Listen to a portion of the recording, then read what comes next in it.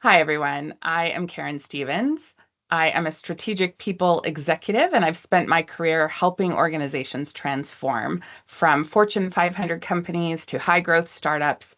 My passion is aligning and designing talent strategies that make businesses stronger and keep the human experience at the center of all that we do, even as we adopt new technologies like AI, which is all the rage in conversation today. So I'm excited to be having a conversation with Jaime Gabriel. And Jaime, would you like to introduce yourself? Yeah, thanks, Karen. My name is Jaime Gabriel. I am an HR consultant focusing in on talent strategy, HR projects, and career milestone coaching. I have a wide career across multiple industries, including financial services, healthcare, and telecommunications, where I've been an HR executive over HR business partners, talent management, talent acquisition, and HR operations. I really like to focus in on helping small to medium-sized businesses maximize their people asset. Fantastic. It's so fun to be here with you today. Um, you and I have had several conversations over the last few months, and I always feel like every time I end a conversation with you that I could talk to you all day long. So I'm really excited to be here with you today. And when I asked you what you wanted to talk about in this conversation, you said that many of your clients have been asking you about this kind of idea of the year-end conversation. And I think people are nervous right now. I think they're nervous about the economy.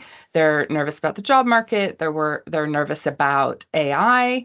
And these end of year conversations, whether part of the formal performance process or simply an important touch point, I think they really need to be now more than ever a moment of connection in this world where AI is reshaping how we assess performance.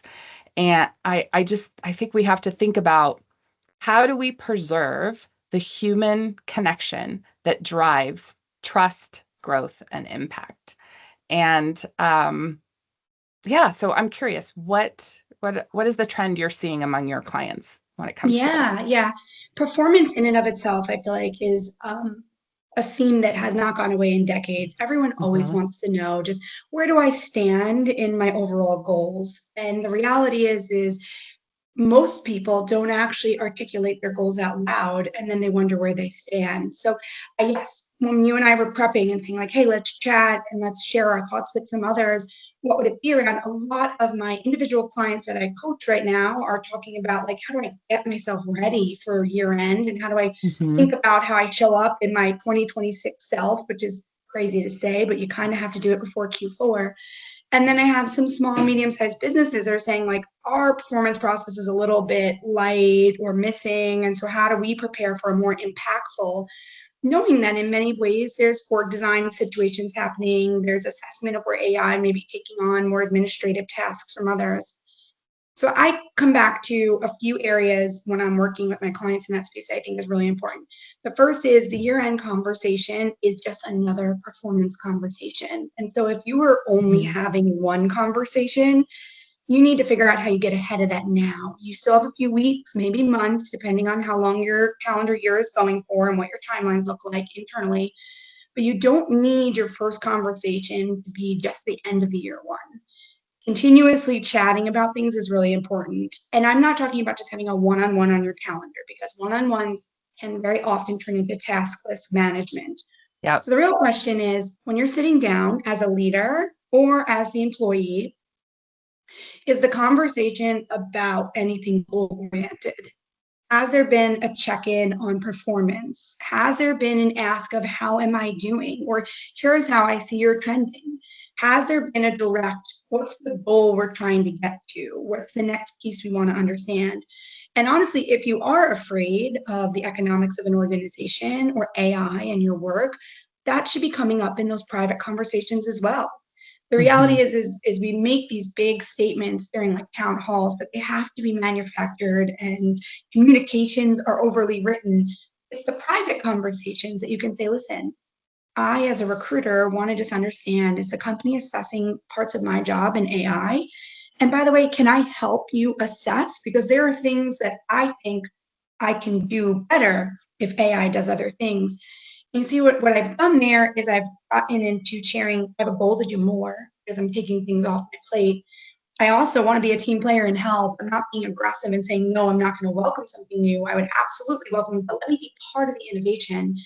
And all you're doing is you're changing the conversation from how many recs did you fill? How many people are in the funnel for interviews? Where are we on, drug test completion? Whatever it is. Obviously, I'm using recruiter as an example, but Right. whatever role you're in, it's how do you shift? And so I think to keep the human connection, it's incumbent upon the two humans in the conversation to be regularly forcing human parts of the conversation. You're going to just say, where are you at on this project? Well, there are project management tools that already exist. You can honestly just fill them in and just read the sheet. Right.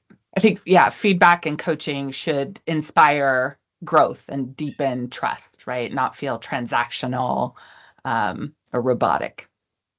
Yeah. And the reality is that growth doesn't always have to be upward or even lateral growth. Growth is just on what you're doing day to day. Because I think oftentimes people think they have to have this big idea of like, I want to be the vice president of, and I want to have this job by this age or this title. And then anyone who has anything less than that feels like, well, no, I don't need to have that conversation. Every day, you can't do the same task over and over again. If you did, that task will turn into a machine task. So you Exactly. have to have a human component of what your work is.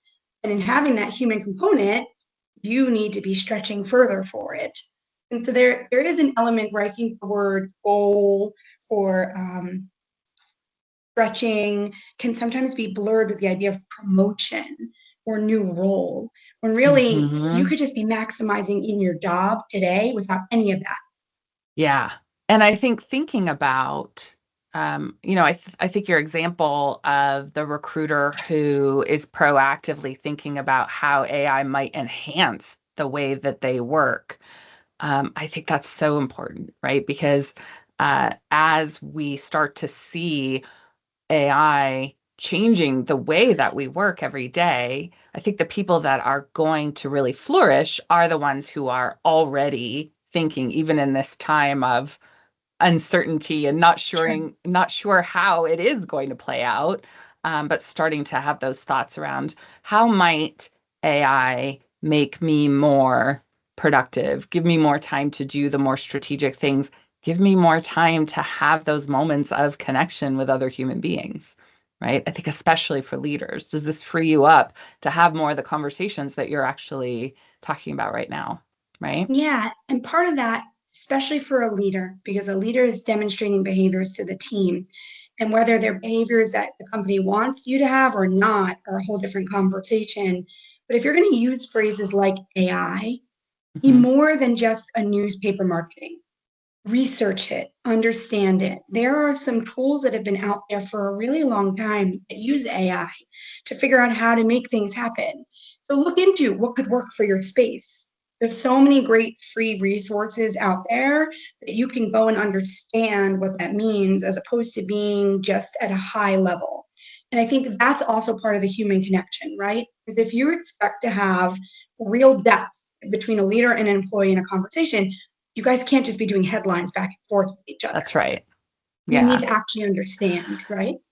That actually, when you said headlines back and forth to each other, that actually brings up something that I have been thinking a lot about, and that I think that we need to be careful of not falling into the trap of. And I think it could be as easy as just day-to-day emails, but I think it could happen in performance as well. Like using a chatbot like OpenAI or Claude or what have you to create the feedback that you're going to put in the system or to write an email, right? And then the Sure. person on the receiving end copies and pastes it into their own AI model, create and that create and so now, and that and they copy and paste the response and plug it back in either to an email or plausibly into a performance system. And now we just have two AI chatbots talking to each other, and the humans have removed themselves from the equation. And that is one of my biggest fears. And I'm been trying to think about how do we prevent that. And I think part of how we prevent that is leadership having conversations, Yeah. as opposed to just typing up their feedback. I Yeah. don't know. What do you think about that? Yeah, I had a client talk to me about this. This was their fear of like Oh, wow. Okay. embracing a different version of their performance appraisal. And of course, sometimes we make these big statements of, and everyone's going to do it. And the reality is like, let's just be clear. We probably don't believe that everyone's going to do it. But in that, assume that that happens, right? You don't actually understand your AI tool then, because AI can be a great resource, but have you been spending time with ChatGPT or Claude or whatever you're opening to talk to it so it knows how you talk? Have you been sharing projects? I've always been a proponent, well before we even had automated performance systems, you keep a Word document, and every time you accomplish something that you were going to accomplish from January to December, you just make a little note for yourself, because you never remember your January, February, March accomplishments by the time you sit down in November. And so if you have that list, you can share that with your AI, show them what it Yeah. is, and you can ask them to help craft the message. The reality is that if you're not having those regular interactions as humans, it's going to be very easy for someone to just write anything up. The way you'll know that they're not writing the right thing is because you as a leader be like, we never talked about that, or we talked about so much more depth than the way it was written there in AI. And if you took the extra step to go past the headlines, you'll know what are the real cues in AI, so that you'll know, Mhm. like, these are words that I never use that often come out in AI, or I don't speak in hyphens, and this is what it is, right? And you'll be able to help it. And the other thing is if you really want to embrace it, then embrace it in other ways. There are tools like the way you and I are talking in two different locations. We can have an AI listen in and then recap. Mhm. It is great administrative tasks to get notes taken for you. But what we didn't do is replace our conversation. We That's allowed right. your team to come in to listen to help us send the recap. Because most systems should not actually be the real performance appraisal. They are just confirmation that the conversation happened. They shouldn't necessarily be the actual conversation. But Yes. oftentimes, because the conversations get pushed back into the last minute and they only have like 5 minutes to talk, you end up overloading those systems with every task you've ever gotten done because you didn't get the time in the conversation. If you can't find a way to get your leader, or a leader can't find a way to get an employee to sit down now or more often before the end of the year, then I think you have a different conversation that has nothing to do with performance, has everything to do with the culture of the company and the behaviors that you tolerate. Very different solve. But in this, start to understand the tools, figure out ways in which the tools can work for you, because inevitably they Mhm. can work really, really well for you if you understand them and how they can help you. And then start to do your own exercises. Make your lists. And if you want to use the tools, make them electronically so the tools can see, like, what's going well for you, what's not going well for you, what's your goals, what's your vision, where do you want to be next year, what would you like to get done. Those are all things that your leader can't read your brain on, and you're going to have a human interaction at some point to understand how doable those things are. Absolutely. I think that. And yeah, and I think having that human interaction, I think that's what we both keep coming back to. Like that is such an important part of leadership and part of the performance process, right? What, if anything, is maybe a kind of a summary of what you would like people to take away from this conversation? I think the most important part is, if you are concerned about something that's related to your job, like economics or AI or something like that, or you're unclear about where your performance is heading, that is 100% squarely on you to own the conversation. It is very rare to see someone ask a leader to sit down and chat and to get an outright no. So if Yeah. you are feeling this way, step one, ask for the time. Yep. Absolutely. Well, thank you, Jaime. And thank you to everyone listening. If there's, I think one thing that I would like to leave our listeners with, I think especially leaders, is that even in this kind of early age of AI, but in the ever more AI powered world, performance conversations are still about trust, and they're about facilitating growth, and they are about connection. And technology should make us better at being human, honestly, not replace the human part.